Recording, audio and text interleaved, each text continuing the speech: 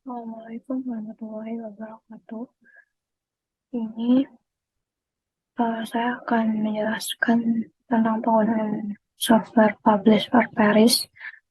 Sebelum itu, perkenalkan nama saya Dwi Sardi Chandra dengan NBI 146 2029.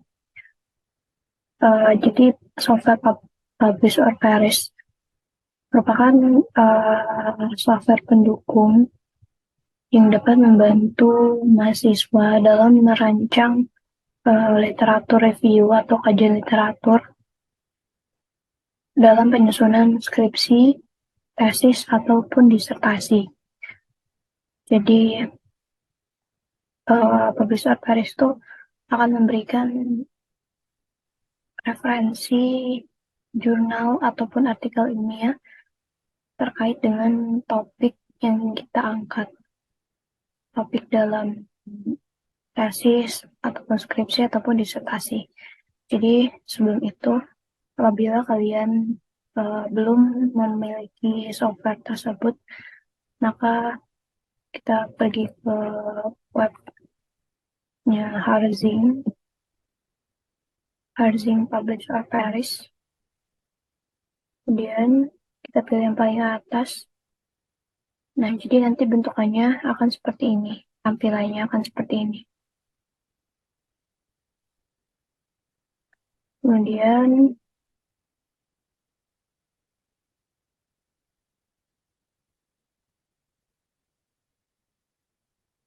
di sini juga dijelaskan bahwa Publish or Perish merupakan sebuah desain yang membantu akademik individu untuk mempresentasikan penelitian mengenai case yang individu tersebut angkat.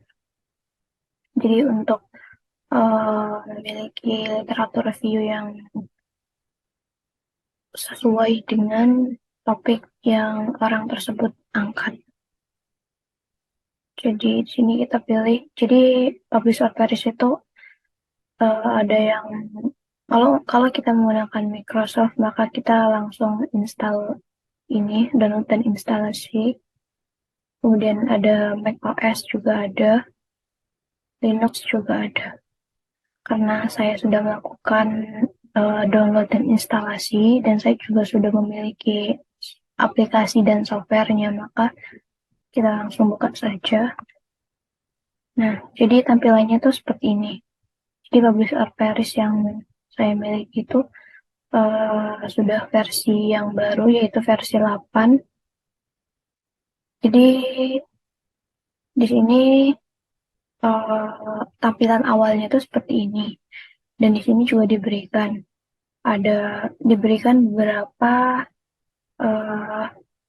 beberapa sumber. Jadi misal ya, di sini ada sumber Crossref, Google Scholar, Google Scholar Profile, PubMed, OpenAlex, Scopus, Semantic Scholar, dan Web of Science. Dan keterangannya itu ada di sini. Jadi bintang-bintang ini itu merepresentasikan dari ini. Jadi apabila bintangnya itu cuma satu, maka itu merupakan sumber yang dapat diakses oleh siapapun karena itu tidak bayar atau free. Kemudian jika bintang 2 itu membutuhkan registrasi. Dan yang pernah saya coba, walaupun kita sudah registrasi, kita tetap juga harus membayarnya. Apalagi yang bintang 3 itu sudah masuk ke pembelian dan juga kita harus membayar sih. Jadi menurut pengalaman yang sudah saya gunakan, saya hanya menggunakan sumber data yang memiliki bintang 1. Salah satunya adalah Google Scholar yang paling sering saya gunakan. Kita coba langsung pilih sumbernya ya dari Google Scholar. Nah, jadi di sini diberikan ketika kita sudah melakukan pemilihan sumber artikel ilmiah atau jurnal, maka tampilannya itu akan seperti ini. Jadi kita bisa mencari artikel atau jurnal tersebut berdasarkan author, berdasarkan publication name, berdasarkan judul atau topik yang diangkat, berdasarkan keyword, itu dapat dicari melalui hal tersebut.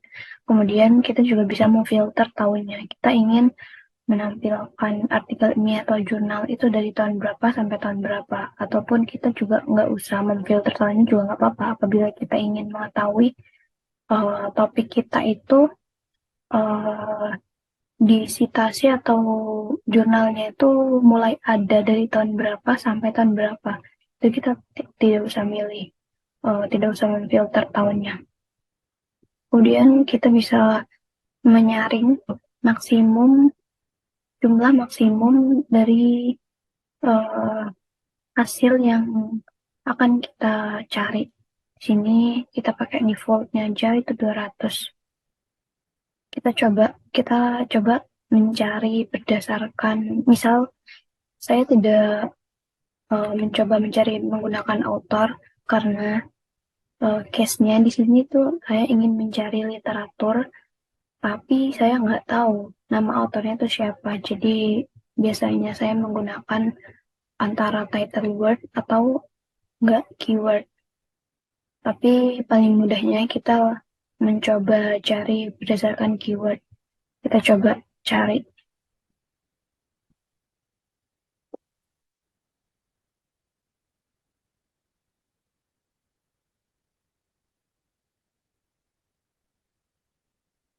Kita coba cari literatur review. Kita coba cari literatur dengan keyword data mining. Kita langsung klik search. Nah, di sini publish address-nya itu akan proses untuk pencarian artikel ilmiahnya.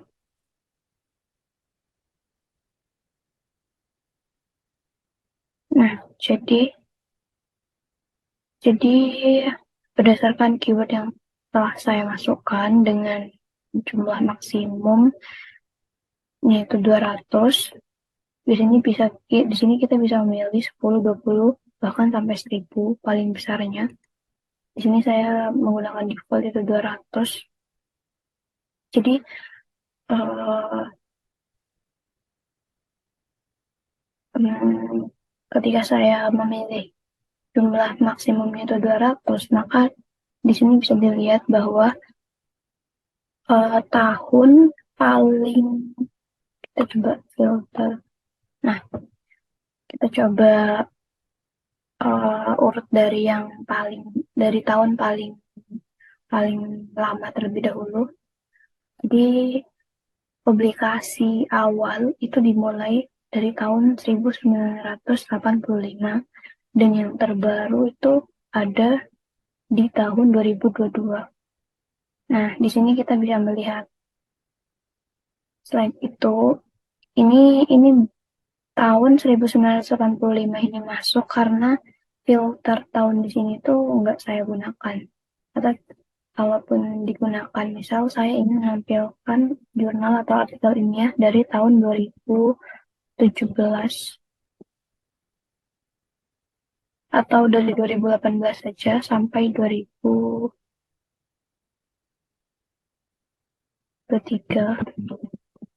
Jadi 5 tahun.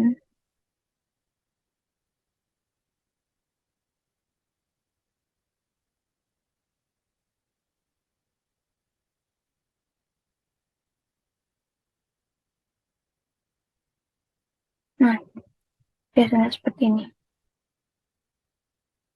Di sini tahunnya akan eh, terurut berdasarkan filter tahun yang telah dimasukkan ya, dari 2018 sampai 2023. Oke, kita coba buka salah satu dari hasil yang telah dicari tuh, atau kita coba tambahkan keywordnya.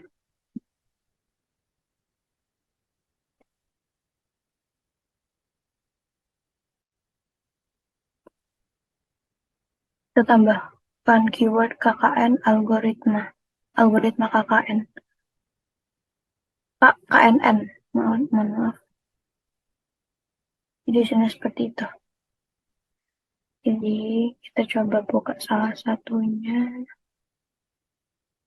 Kita coba buka ini. Kita tinggal klik 2 kali aja. Nah, kita akan diarahkan ke webnya.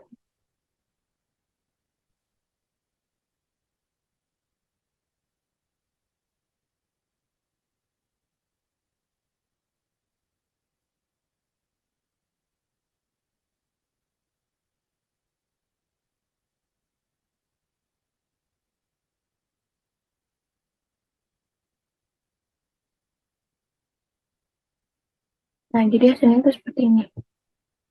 Ini merupakan hasil artikel ilmiah atau jurnal berdasarkan keyword data mining dan KNN algorithm atau algoritma KNN. Jadi di sini udah bisa terbuka karena Google Scholar itu memiliki bintang 1 atau memiliki free access bagi penggunanya. Nah, data ini bisa kita gunakan sebagai pendukung dalam kajian literatur untuk penyusunan skripsi, tesis, ataupun disertasi. Kita coba buka yang lainnya.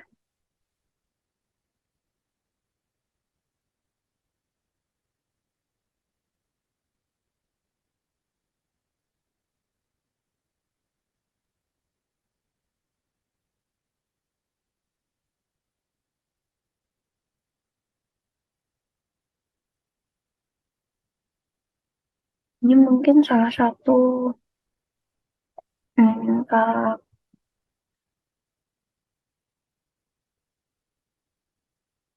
jadi terkadang hasil dari publish or perish yang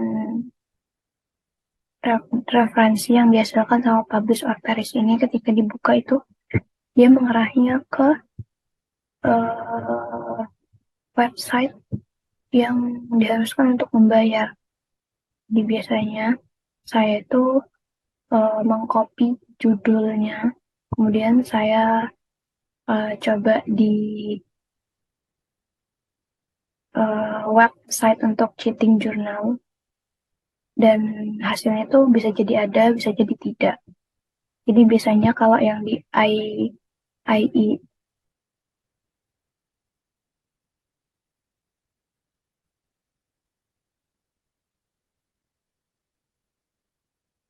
jadi biasanya kalau di IEEE itu jarang untuk open access. Dan kalaupun judulnya itu di copy ke website untuk cheating journal, itu tidak selalu ada dokumen jurnal tersebut. Jadi beberapa jurnal saja yang uh, dapat diakses menggunakan website cheating tersebut dari IEE ini. Oke,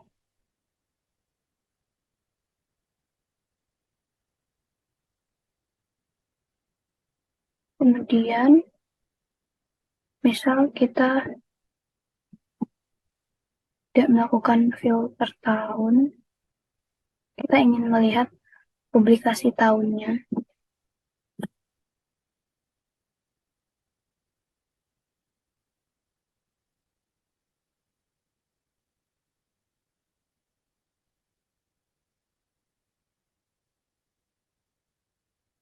Nah, jadi publikasi tahunnya itu dimulai dari tahun 1996 sampai dengan 2002. Dan eh, banyak sitasi yang telah dilakukan itu sebanyak 27 sitasi dari tahun 96 sampai dengan tahun 2023. Jadi eh, jika kita ingin menganalisa jurnal atau artikel ilmiah berdasarkan jumlah sitasinya, itu dapat dilakukan menggunakan publish or perish ini, dan ini tuh sangat membantu sekali karena dengan ini kita bisa tahu jurnal mana aja dan jurnal seperti apa yang linear dengan topik yang kita angkat di dalam penelitian ataupun tugas akhir kita. Mungkin itu saja yang dapat saya jelaskan mengenai fitur dan penggunaan publish or perish. Selanjutnya selanjutnya saya akan menjelaskan tentang salah satu website untuk mengecek grammar bahasa Inggris yang digunakan supaya hasilnya itu sesuai dengan kaidah penulisan dan peraturan bahasa Inggris yang baik dan benar. Oke, kita lanjut ke software yang kedua.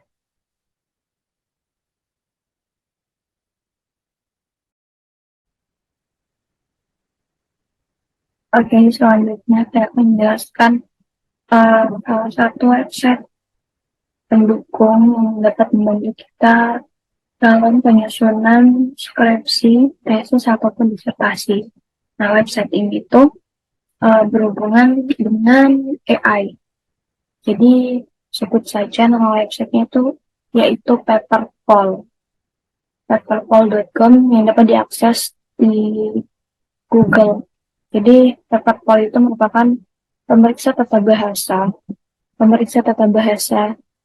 yang berbasis AI tingkat lanjut, eh, merupakan pendukung alat akademik online yang dapat mengidentifikasi kesalahan bahasa dan memberikan saran mendalam terkait kesalahan penulisan eh, bahasa Inggris. Jadi Paperpol ini mengidentifikasi kesalahan penulisan dalam bahasa Inggris. Jadi ketika ada kesalahan, Paperpol itu juga akan memberikan solusinya.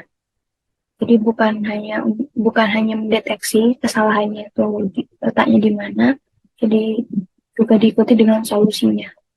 Oke, kita langsung saja di- buka di Chrome. Jadi tampilannya tuh seperti ini. Kita buka paperpol.com dan kita coba langsung start editing. Nah, jadi tampilannya kan seperti ini. Kita belum memiliki account, kita coba create account terlebih dahulu.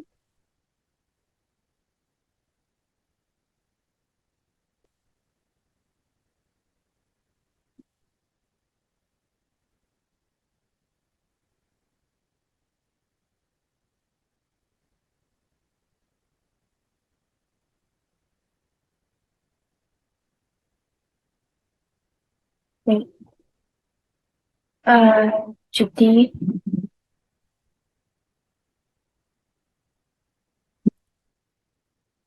jadi di sini kita bisa melakukan eh, kita bisa mengcopy sampel teksnya saja, atau kita bisa melakukan upload file. Kita coba yang pertama yaitu sampel teksnya saja.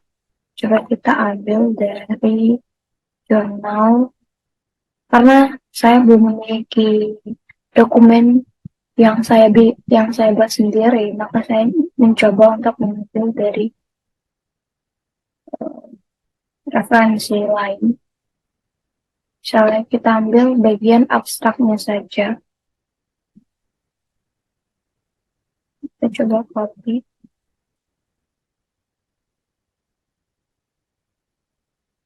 Nah, jadi si AI-nya tuh akan langsung men-scanning dan mengidentifikasi kalimat mana yang mengalami kesalahan penulisan. Oke, masih dalam proses scanning teks.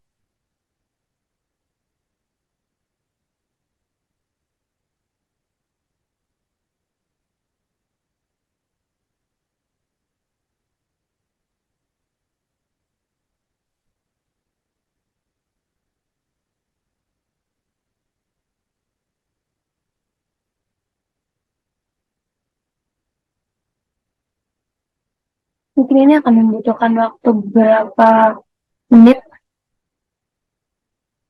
sampai proses scanning selesai.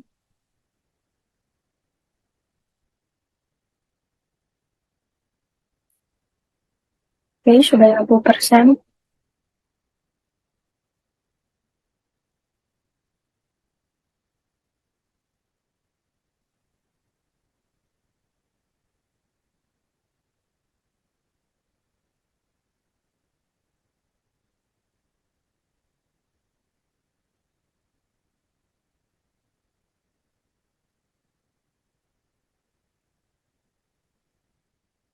Oke, proses scanning selesai. Jadi hasil dari proses scanning setelah masukkan sampel teks dalam bahasa Inggris ditemukan 8 kalimat yang siap untuk di-review. Yang pertama ada article usage. Kita coba wait. Nah, jadi kalimatnya tuh seperti ini. Kalau dari yang sampelnya, kalau dari kalimat sampel yang telah diinputkan, aslinya itu di increase level of blood glucose. Nah, ini seharusnya dannya itu gak diperlukan, level of blood glucose-nya juga nggak diperlukan. Jadi kita coba langsung mengaccept all. Nah, jadi di sininya itu juga langsung terganti berdasarkan hasil review dari AI yang ini, AI paper poll-nya. Kemudian ada capitalization. Kita coba deh, slide.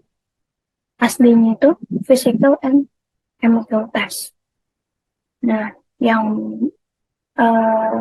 review ulang dari AI paper poll itu physical and chemical test. Jadi perbedaannya itu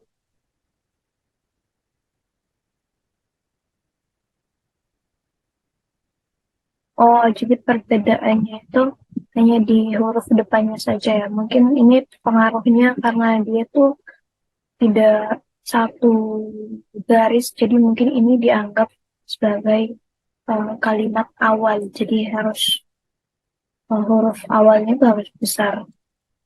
Kita coba langsung accept aja. Nah, kemudian ada ini due to different uncertainties. Jadi do-nya itu diubah menjadi owing. Coba kita accept. Oke. Jadi di sini ada pengulangan ya. Yang awalnya tadi 8 kalimat siap untuk direview, karena beberapa kalimat tadi sudah di-accept, maka sudah berkurang menjadi 5 kalimat. Kemudian selanjutnya yaitu ada ini algorithm has been have been oke. Aslinya itu algorithm were designed to overcome these uncertainties. Yang benar itu algorithm have been designed. Jadi where-nya itu diganti menggunakan have been. Kita langsung accept. Dan website ini sangat membantu sekali dalam memperbaiki penulisan, terutama dalam bahasa Inggris.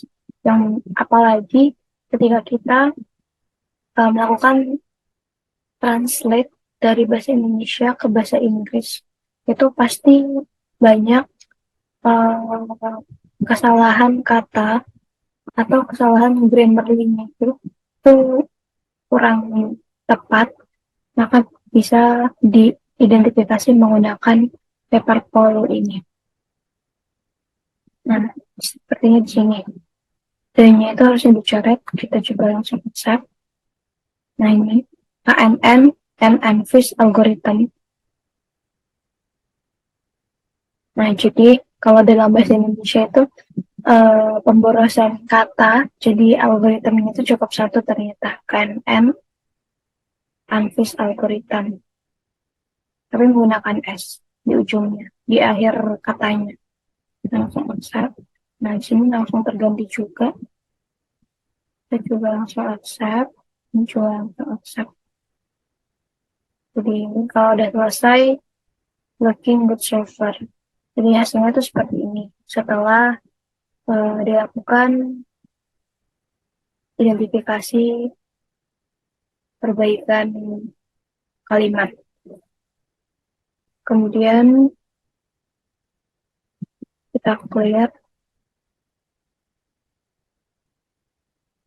Kita coba melakukan selanjutnya yaitu upload. Oke.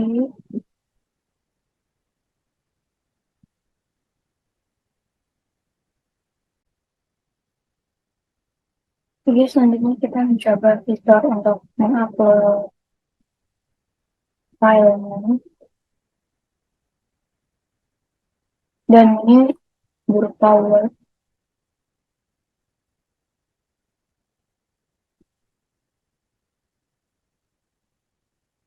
Jadi saya memilih jurnal dalam bahasa Indonesia, kemudian ditranslate menggunakan terjemahan. Kemudian kita coba menganalisa penulisan hasil dari terjemahan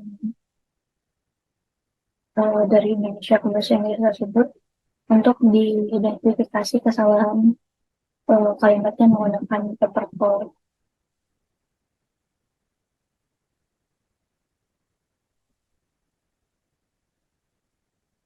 Untuk cara kerjanya masih sama. AI dari paperclip ini melakukan scanning teks.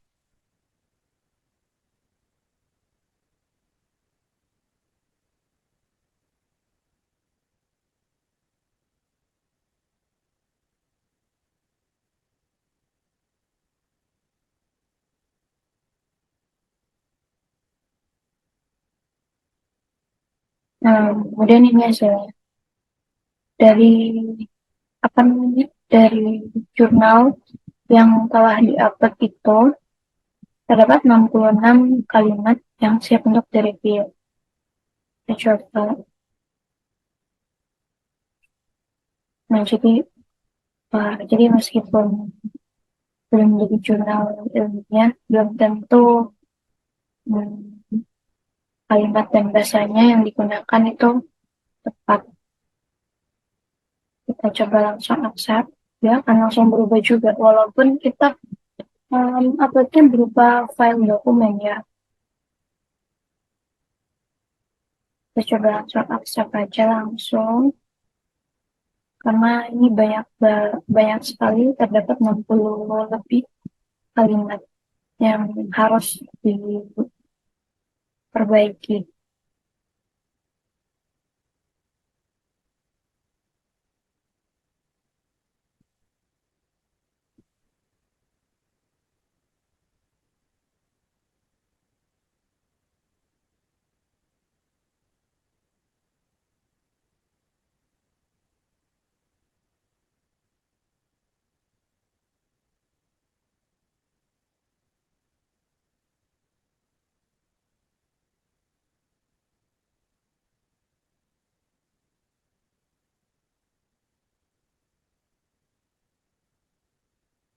Ya, mungkin cara kerja dari Paperboy itu kurang lebih seperti itu ya. Jadi, walaupun kita menginputkannya berupa sampel teks saja atau berupa dokumen, si Paperboy ini akan scanning terlebih dahulu inputan dari yang kita masukkan itu, kalimat mana saja yang mengalami kesalahan penulisan, maka itu akan di-highlight oleh Paperboy. Kemudian Paperboy itu akan memperbaiki kalimat yang salah tersebut. Nah, kita coba langsung accept all, maka kalimat ataupun dokumen yang kita upload itu sudah secara otomatis akan langsung berubah. Jika kita mengklik accept, ketika kita mengklik reject, maka ya gak ada perubahan dari uh, dokumen itu. Ya mungkin perbaikan kalimat yang dari dokumen yang telah saya masukkan tidak bisa diselesaikan semua karena pasti membutuhkan waktu yang cukup lama karena di sini terdapat 49 kalimat yang salah dan harus diperbaiki.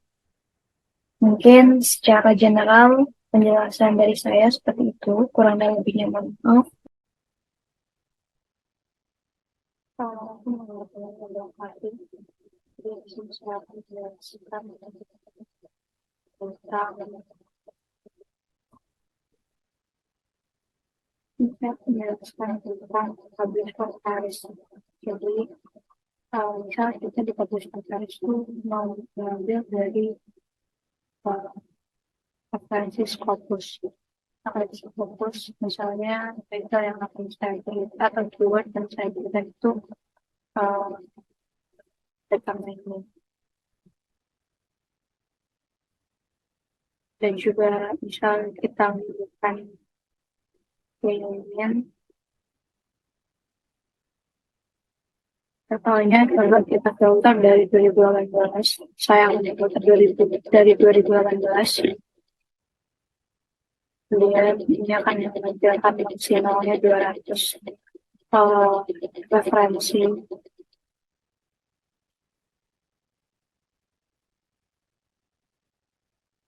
Karena terkadang apabila dari referensinya dari Scopus, itu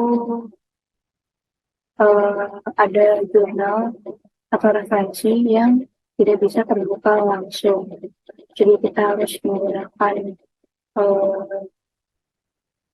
platform lain untuk membukanya.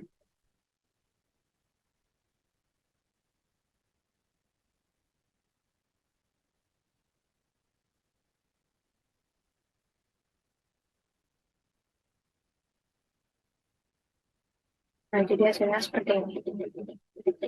Misal saya akan coba membuka ini.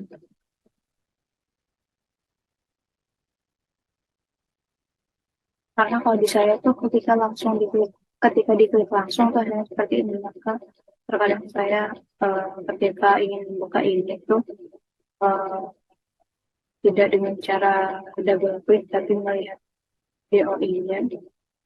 Saya coba copy, terus saya buka web Skyhub.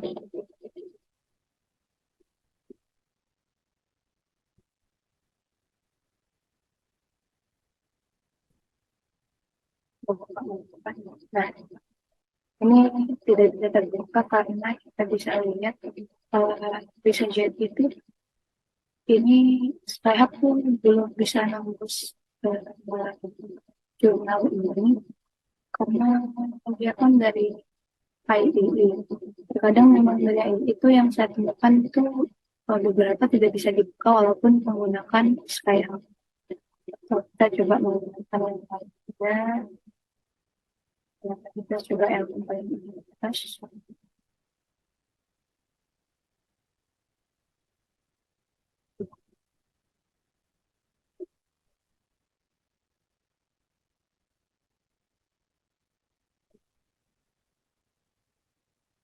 Oke,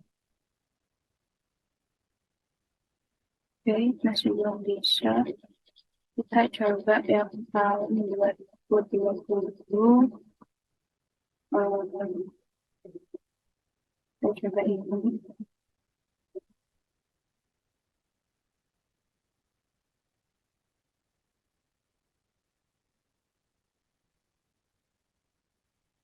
Nah, jadi dia akan dapat membuka. Padahal ketika saya double klik yang ini pun hasilnya seperti ini. Jadi terkadang saya membukanya itu melalui Skyhub.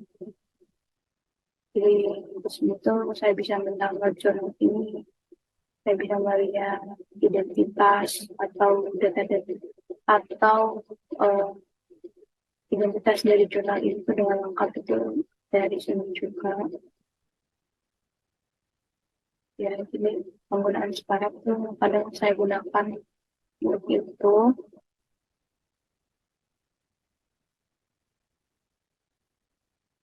Nah, terkadang kalau yang dari Scopus Misalnya saya ingin mencari referensi jurnal dari POP berdasarkan Scopus, itu rata-rata ketika di double click ya hasilnya seperti ini tadi, seperti ini. Jadi ya saya mengkopinya melalui video ini. Tapi ya beberapa jurnal atau referensi terkadang memang belum bisa terbuka walaupun melalui Skype. Oke, itu penggunaan Skyhub di keseharian saya. Selanjutnya, saya akan coba menjelaskan mengenai penggunaan Force Viewer. Baik, sebelumnya kita sudah mencoba menampilkan jurnal yang tidak bisa kita buka melalui platform Skyhub. Sekarang kita akan coba memetakan jurnal-jurnal yang telah kita dapatkan berdasarkan keyword yang telah kita masukkan. Akan coba dipetakan menggunakan platform Postgres. Nah, di sini saya publication bukunya di jurnal, kemudian title word-nya difosalin, kemudian keyword-nya saya coba determine dan payments yang difilter berdasarkan tahun 2017 sampai 2022. Dan maksimal hasilnya itu 200 referensi. Dan ini tuh source-nya menggunakan Google Scholar. Kita coba langsung. Jadi sebenarnya seperti ini. Kemudian kita coba save result as trace. Kita coba. Oke, setelah itu kita coba buka create map based context data. Dan kita pilih yang di data from reference manager files karena files yang saya dapat tadi berupa tipe database. Dan next ini adalah path dari database yang telah di-download dari Publish Paris. Dan kita coba next. Nah, jadi di sini saya akan menentukan title dan fill up abstract. Kemudian di sini counting metodenya saya akan memilih binary counting untuk menghindari jumlah kata yang memiliki kata yang sama atau perulangan kata. Itu akan dibicarakan berdasarkan angka biner. Kemudian jadi minimum number of occurrence of term-nya di sini 10 defaultnya saya coba turunin jadi 5 misalnya. Nah, kalau saya turun menjadi 5 limit the threshold itu akan naik yang sebelumnya 17 sekarang menjadi 35 dari 1272 term dari 1272 term. Dan kita coba next. Misalnya kita coba isi 35 yang sebelumnya dan ini sudah bisa kita tambah lagi. Kita coba next. Nah, di sini ada verifikasi buat memilih termnya. Kita coba analisa.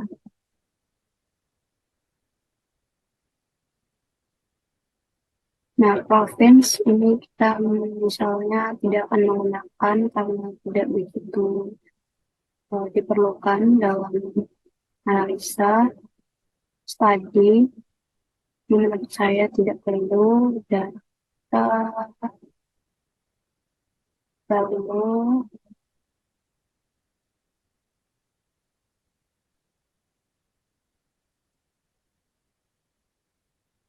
Indonesia tidak perlu, student juga tidak perlu. Oke, setelah itu mari kita coba melihat hasilnya. Oke, maka hasilnya seperti ini. Jadi hasil dari pemetaan data itu seperti ini. Jadi yang pertama ini itu berhubungan dengan clustering, ada tekniknya, ada aplikasinya, algoritmanya juga, analisisnya, dan kita juga melihat implementation-nya, ya berhubungan dengan teknik yang digunakan, aplikasinya, algoritma, clustering, dan jika kita coba lihat dari sisi data analis, ya ada prosesnya seperti apa, algoritmanya, clusteringnya seperti apa, analisanya seperti apa. Dan jika dilihat dari sisi problem, itu tekniknya, datanya seperti apa, prediksinya seperti apa.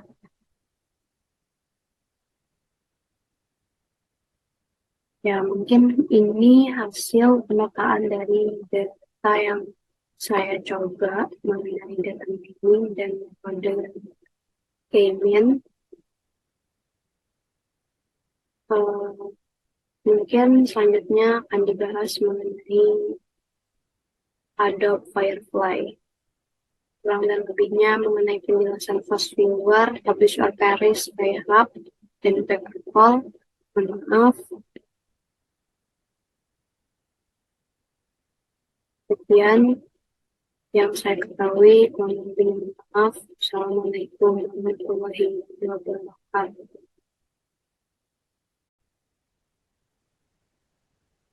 Assalamualaikum warahmatullahi wabarakatuh. Jadi untuk platform terakhir ini yaitu adalah Adobe Firefly. Yang pertama itu saya sudah mengimportkan gambar yang akan diedit. Jadi gambar yang akan saya edit itu gambar halaman. Kemudian kita coba hilangkan background halaman rumah ini.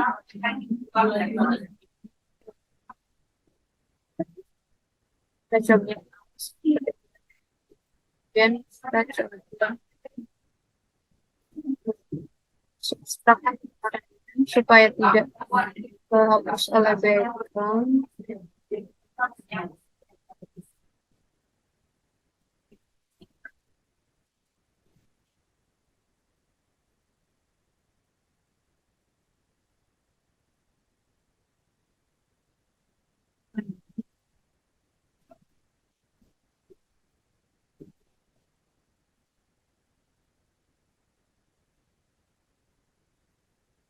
Misal seperti ini. Kemudian saya ingin latar belakang itu akan diganti oleh international color.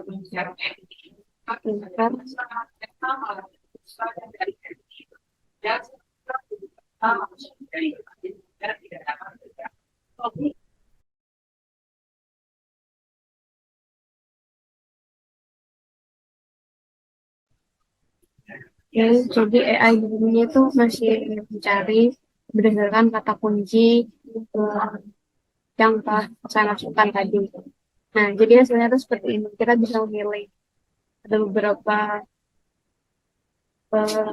background yang bisa dipasang. Jadi seakan-akan kita melakukan foto di International Tower.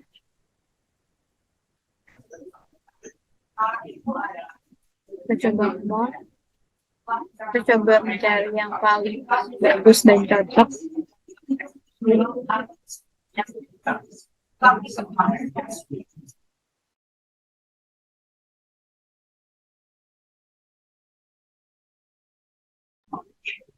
Jadi ketika kita kemarin tuh hasilnya juga ada Google juga.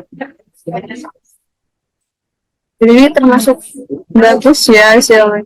Jadi rasanya tuh seperti nyata melakukan selfie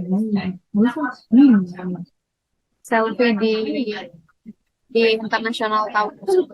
Misal saya memilih International Tower yang mana ya? Saya coba cek lagi.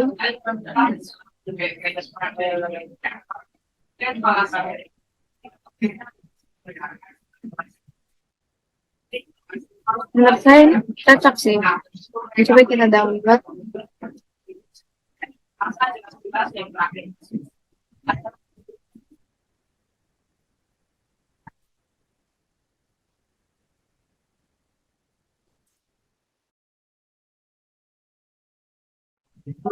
Oke, ini sudah terdownload, jadi jalan seperti ini.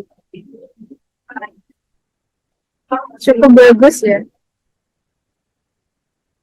Oke, coba kita download yang background berbeda.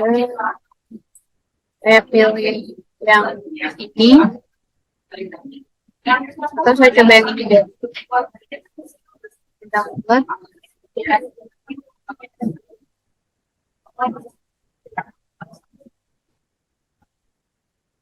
Kita pilih. Ya, jadi seperti ini. Jadi seakan-akan kita melakukan foto selfie bersama di depan International Tower. Mungkin itu saja penjelasan saya mengenai Adobe Firefly. Dengan ini menggunakan AI dalam mencari background yang sesuai dengan apa yang kita inginkan. Misal kita ingin mencoba space and planet.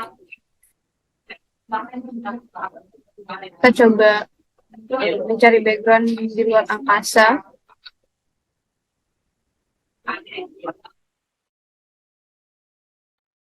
Ya, mungkin seperti ini.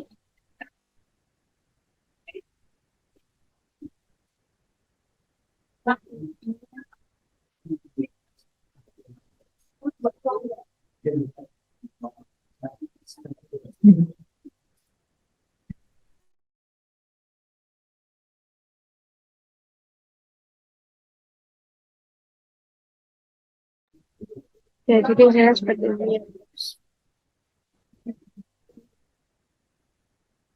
Lucu juga ya. Coba kita cari bulan sunset.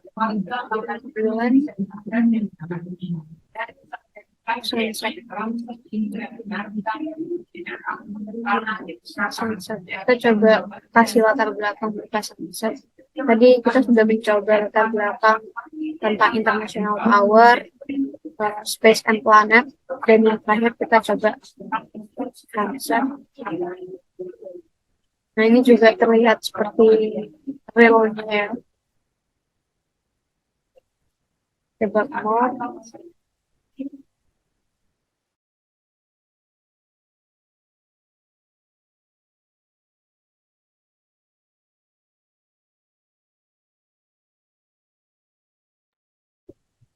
Ya, seperti ini. Bisa akan ada cahaya sunset.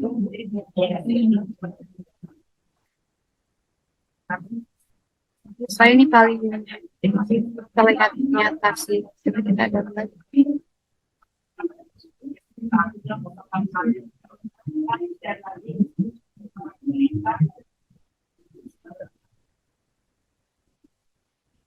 Jadi kan seperti ini. Jadi seakan-akan kita melakukan selfie di